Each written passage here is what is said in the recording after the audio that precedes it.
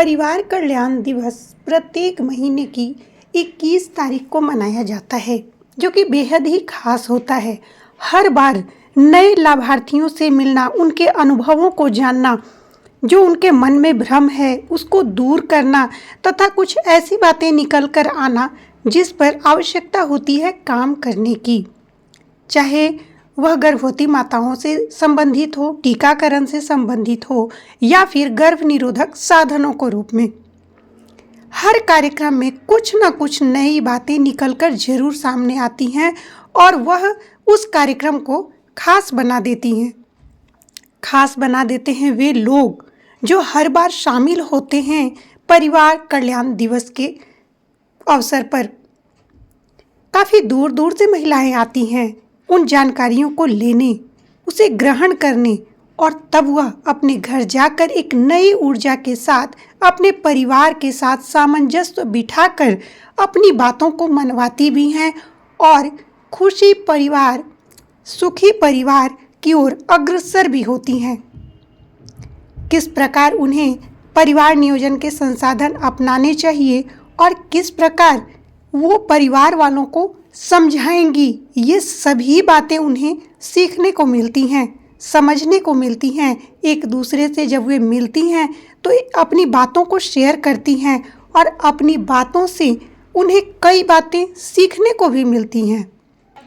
वे कई बातें परिवार कल्याण दिवस के दिन सीख कर जाते हैं जो उनके लिए बेहद नई होती है और हमारे लिए यह बेहद ही आश्चर्य की भी बात होती है कि कुछ ऐसी बातें जो वे नहीं जान पाती हैं जिन्हें हम बता पाते हैं और उन्हें जानकारी होती है जब वे उन बातों के प्रति हमारे पूछे गए प्रश्नों के उत्तर देती हैं तो हमें और भी खुशी होती है और तब हमारा कार्यक्रम सार्थक नजर आता है।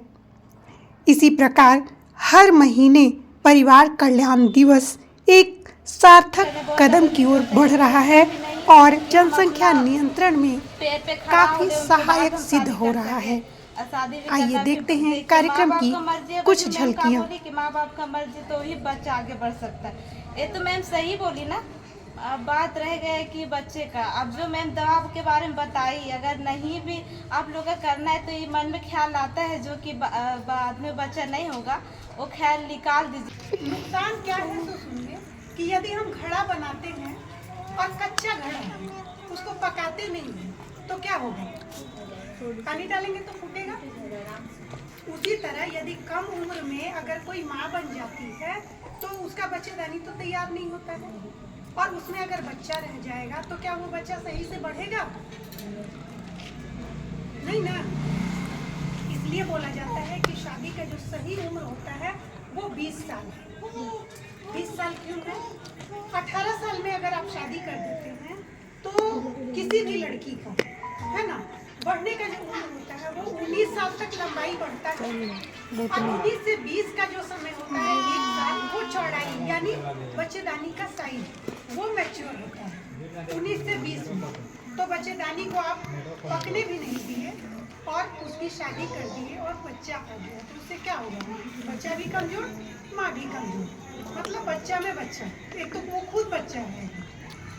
इसलिए बोला जाता है कि जब शादी हो जाता है तो कम से कम 2 साल के बाद बच्चे, ठीक है। यदि आप 18 में भी शादी करते हैं तो 2 साल के बाद बच्चे, तो 20 साल पूरा हो जाएगा, है ना। शादी जब भी हो, यदि 20 में भी होती है तो कम से कम 1 साल का और मौका उसको देना चाहिए। 1 साल का मौका किसके लिए?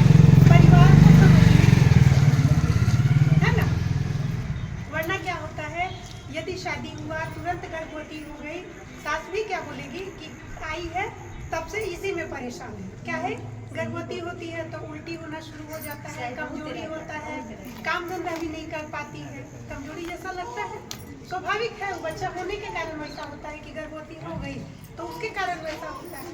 तो फिर घर में लोग करना क्या शुरू करेंगे कि जब से आई है तब से इसके पीछे परेशान है, जबकि कारण क्या होता है? अब तो गर्भवती हो गई तो परेशानी तो थोड़ा सा बढ़ेगा। तो इसलिए बोला जाता है कि कम से कम 1 साल का इंतजार करना चाहिए ताकि परिवार को भी समझ ले अच्छे से और खुद भी तैयार हो जाए कि नहीं अब हम बच्चा पैदा कर सकते हैं। ठीक है। जब एक बच्चा हो जाता है तो फिर दूसरे बच्चे का तैयारी कब करना है, तो कम से कम 2 से 3 साल का गैप रखना चाहिए उसको। क्यों? 2 साल तक बोला जाता है कि बच्चे को माँ का दूध पीना चाहिए।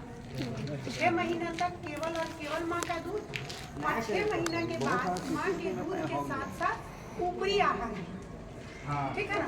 तो 2 साल तो 2 साल तक दूध पिलाए, बच्चा भी अच्छा से बढ़ गया, माँ भी तैयार हो गई अगले बच्चे के लिए।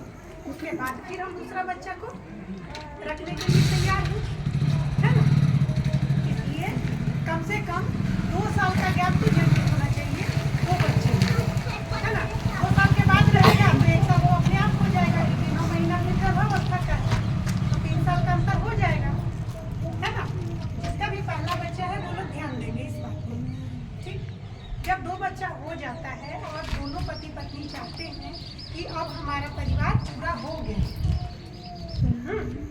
तो क्या करना है, स्थायी परिवार नियोजन की विधि का इस्तेमाल करना है। चाहे वो महिला बंध्याकरण हो, चाहे तो पुरुष नसबंदी हो, है ना। लेकिन इस बीच में क्या होता है कि पहला बच्चा जब हो गया तो जानकारी नहीं रहता है कि हम क्या उपाय करेंगे। एक बच्चा मेरा थोड़ा देर से हो जाए, तो उसके लिए उपाय चाहिए। तो हम लोग के पास बहुत सारा उपाय है। गोली के रूप में भी है, माला है, उसके बाद छाया है, इजी पील है, ठीक है। तो इजी पील को कभी कभी हम इस्तेमाल कर सकते हैं।